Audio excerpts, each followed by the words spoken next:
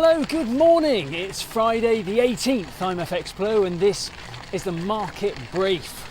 So the main drivers for sterling volatility at the moment are Brexit and Covid. There's a suggestion that a second wave may have started, but the government still seems pretty unprepared. Boris has even said that a second wave would be a disaster and the economic fallout from a second lockdown would be terrible for the UK economy. And he's not wrong. The first lockdown caused a recession that will probably take until about 2022 to recover from. So goodness knows where a second lockdown would leave us. And then, of course, there's our good old friend Brexit. There was always going to be more volatility from Brexit in Q4 as we approach that December 31st deal deadline. But the internal market bill has brought a negative dimension to negotiations where Brussels have threatened to walk away from talks if that bill is passed.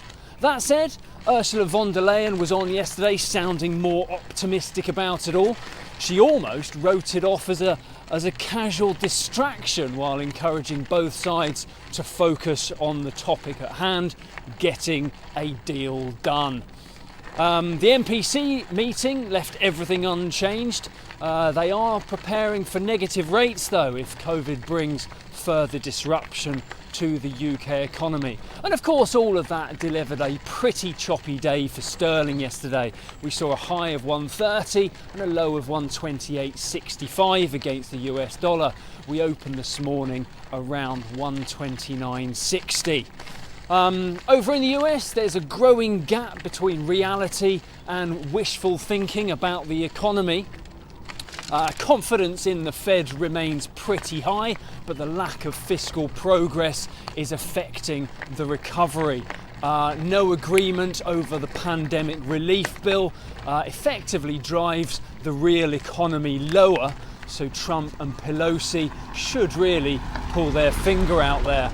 Powell is trying to inject a sense of realism into the economic outlook, projecting an optimistic yet cautious note. While the equity markets are dislocating from the underlying economy, low inflation and low interest rates are driving funds into equities in that never-ending search for return. And then, of course, the election is also a factor over there. As things stand, the polls give Joe Biden a healthy lead, and he maintains a lead in most of the key battleground states. But his lead is always going to be threatened by those secret Trump supporters who would never admit to it in the polls.